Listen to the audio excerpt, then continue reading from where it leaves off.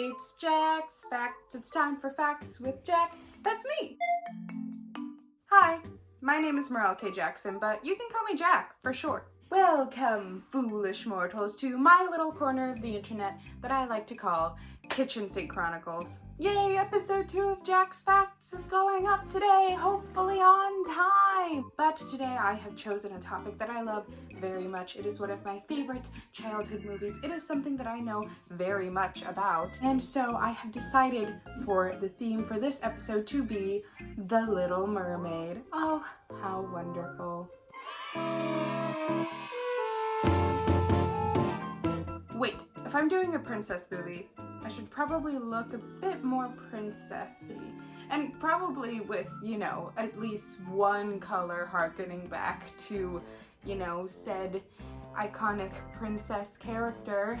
So I guess I need to transform. The first part of a princess transformation is taking your glasses off. The second part is straightening your hair and plucking your eyebrows apparently, but I'm not doing that, so. Sorry, Anne Hathaway. I'm gonna keep my natural curls for this, but I can still be princessy if I just... Wait. Did that work? Did that work at all? Did it line up even a little bit? No? Yes? I don't know. We'll find out. But now that I'm wearing this, I already feel so much more princessy, so it's about time that we get to the facts. Oh, but before that, can we talk about how amazing this dress is really quickly? I got it off of Depop for $8. A steal. Okay, on to the facts. Oh, there you are. You were hidden in my dress. The Little Mermaid just turned 30. On November 17th, 2009, the 30th anniversary of The Little Mermaid passed. It's like a whole adult now. They were originally working on a sequel to the movie Splash, another popular mermaid film, when the idea for The Little Mermaid was pitched. It was originally shot down because they thought 2 mermaid movies in a row would be too much, and audiences would not be excited to go to the theaters to see another mermaid film. Personally, I think you can never have too many mermaids. Isn't that right? I forgot your name. Let's rename you right now. Georgette. I guess I could just watch my own first video to remember her name. But my point still stands. There's no such thing as too many mermaid movies. Next over is someone who doesn't actually have a name, but I love this thing so much. Apparently she didn't have a name before, so I guess we officially named her in this video. Speaking of its inception, The Little Mermaid was originally supposed to be a biopic of Hans Christian Andersen with little animated bits thrown in there as little segments dedicated to the fairy tales that he has written. This idea was nixed though, and Disney did not return to the idea of adapting The Little Mermaid until decades afterwards. In the 80s. Okay, now let's get into some facts about Ursula. I'm sure you all already know that Ursula's character design was inspired by a drag queen, which was Divine, which is why I still think that Ursula should be played by a drag queen in the live-action remake, but I think Disney are cowards and they won't do that, but whatever. But I'm sure there are some things that you didn't know, like the fact that B. Arthur was originally supposed to be Ursula. Yeah, she didn't like the idea, so they went with Pat Carroll. Arguably the better decision. Oh, there you are. Ursula was originally supposed to be a spine fish, but now she is actually supposed to be a Caecilia, which I think is how it's pronounced, which is a creature that is half human, half octopus. And even though she's supposed to be an octopus, which Octo has 8 tentacles, she only has 6. Apparently animating 8 would have been way more expensive than just the 6. I guess you can count her 2 arms as tentacles in this specific situation. Okay, this is starting to hurt. A lot of people know that the original one ended sadly with the mermaid turning into sea foam, essentially killing herself when she can't end up being with the human that she falls in love with. This was supposed to be an allegory for Hans Christian Andersen's own life because he was gay and in love with a straight man who was getting married. And so The Little Mermaid became an allegory for never getting to be with the person you actually want to be with because of something that isn't accepted about you that you can't change about yourself. Which makes an openly gay man, Howard Ashman, being the lyricist for the songs in The Little Mermaid, be all the more poetic because he put a lot of that same sentiment into the lyrics, hence why part of your world is as yearn-y as it is. But that just makes it more genuine and more emotional to sing. The green color of Ariel's fin was created specifically for her by Disney's Paint Lab. It was even named Ariel in her honor. Also, speaking of Ariel, and drawing and animating her looks were actually based off of Alyssa Milano. Though Jodie Benson did record some scenes as reference for the animators, which is a thing that Disney has been doing for a very long time. It's just reference though, no rotoscoping. Oh wait, also, you know Ariel's red hair, her iconic red hair? Well, she was originally supposed to be blonde anyway. Apparently the reason for this was just that mermaids are blonde. As if that's like an accepted fact. Mermaids aren't real, you can't just...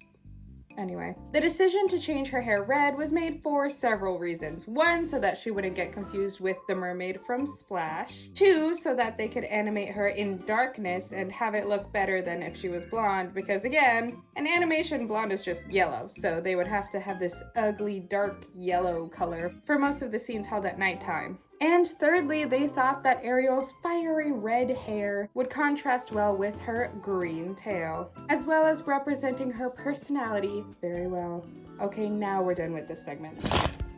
Kenneth Mars is the voice of King Triton, but their first choice was actually Patrick Stewart.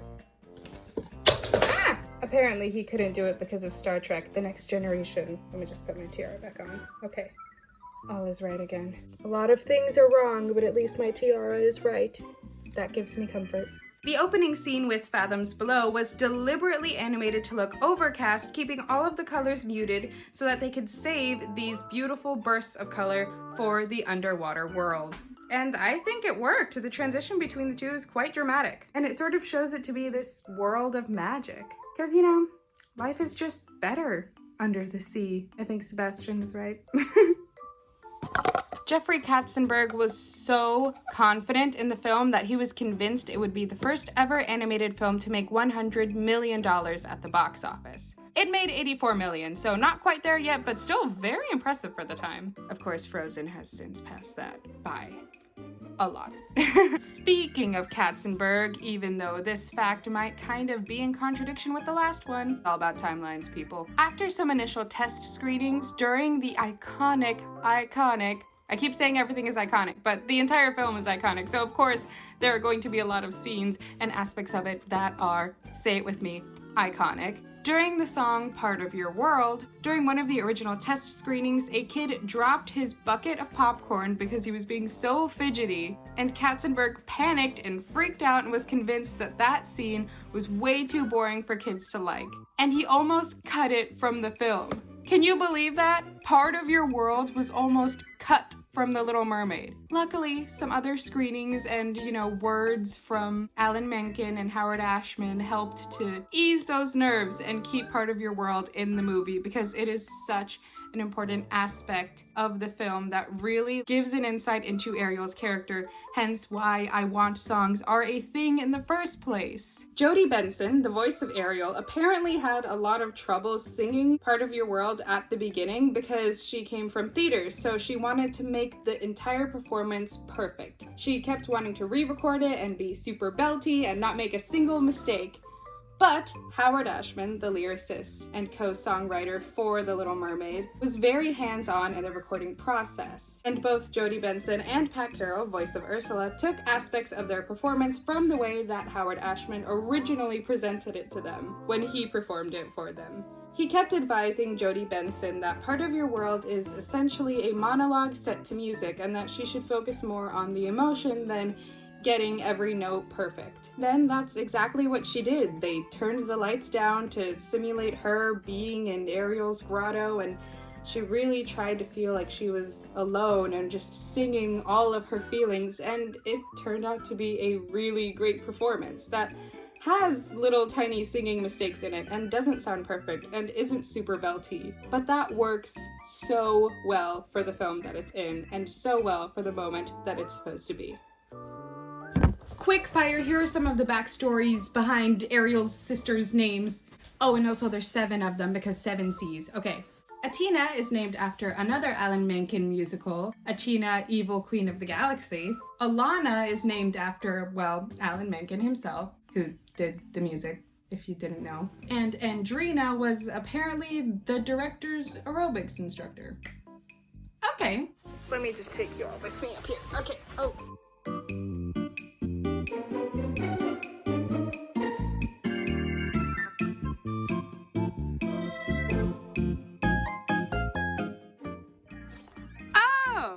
Speaking of Alan Menken, he had never written underscoring for Disney before, and he apparently thought that his first musical cue was terrible. He was convinced he was going to get fired. Obviously he didn't, and now we have amazing music thanks to him. This was his first musical film that was made just to be a film and wasn't a stage musical at first. He won an Oscar for it, and it was actually the first Disney movie to receive an Oscar in 17 years. We're used to Disney getting Oscars all the time now, but you have to remember they were kind of in a dark period right before The Little Mermaid. It launched the entire Disney Renaissance of the 90s.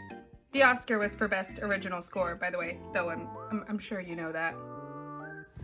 Part of the melody for Part of Your World was actually ripped from another Alan Menken and Howard Ashman musical project, Little Shop of Horrors. It was taken specifically from the song Somewhere That's Green, earning Part of Your World the nickname Somewhere That's Dry, or Somewhere That's Wet, depending on who you ask. But dry makes more sense, doesn't it? Because she's talking about land. Oh, also Sebastian was originally a British butler crab, which makes sense, but he was eventually changed to a Jamaican crab so that they could have calypso music as part of Under the Sea. That was apparently the up song, which means one song in a musical that sounds very different from the rest. Honestly, best choice they could have made. Kinda came out of nowhere, but it works so well. Okay, time to correct some misconceptions. A lot of people think that on one of the VHS copies, poster art or cover art, or what is it called when it's on the VHS? It's still a movie poster, right? Well, some people think that there is a tower that is very, phallically shaped in the underwater castle on that cover art, and some think that it's part of this big Disney conspiracy to brainwash kids or something like that. I don't know, these are the same people who are like flat earthers and believe in the Illuminati and think the coronavirus isn't real or whatever. Like, I'm really getting conspiracy theorist energy from this, but it was never meant to look like that. It's just that apparently the artist who was doing it was in a rush. I get that sometimes studios do not give you enough time to do what you need to do. Also, on this same note of that, the famous bulge on the priest when he's marrying Eric and Vanessa isn't a bulge at all. It's actually supposed to be his knees. The joke was that he was a very short man stood on a bunch of boxes with his robe over the entire thing to make him look taller than he is. In one frame you can actually see 2 bumps there, so yes, they are supposed to be his knees. However, because a lot of the internet has pointed this out to be part of this Disney conspiracy, it is airbrushed out on streaming and in the home releases afterwards. So yeah, go on Disney Plus, go to that scene, it'll probably be airbrushed out. I haven't tested it yet, I probably should. I'll put a note in. Can confirm, I am on Disney Plus right now watching The Little Mermaid, and would you look at that? Yep, it's just drawn like his straight legs. Well, now that I know that they're supposed to be his knees, it looks a little weird because now it just looks like he doesn't have any knees. So yeah, Disney's not trying to spread inappropriate things to kids, okay? It's just a misunderstanding. When they originally tried to adapt The Little Mermaid in the 1930s, one of the artists, Kay Nielsen, did a bunch of sketches for it as a sort of concept art. These sketches were used decades later to help develop the 1989 film, and Nielsen is even credited as an artist in the end credits of The Little Mermaid. And those are all of the fun facts about The Little Mermaid that I have for you today. Can you tell that I'm filming it like this so that you can appreciate the dress? I hope that you enjoyed watching this, and to the outro! Thank you so much for watching. If you liked this video, go ahead and give it a thumbs up. And this is a series, so if you would like to see the first episode of Jack's Facts, which was on ravens, you can go ahead and watch that and subscribe to my channel if you want to see more incoming episodes of Jack's Facts, in which I relay a bunch of fun facts about a topic that I love. Thank you so much for watching, and I'll see you in my next video, I guess. Bye! I did not put context. I did for the other part of the video, not for this.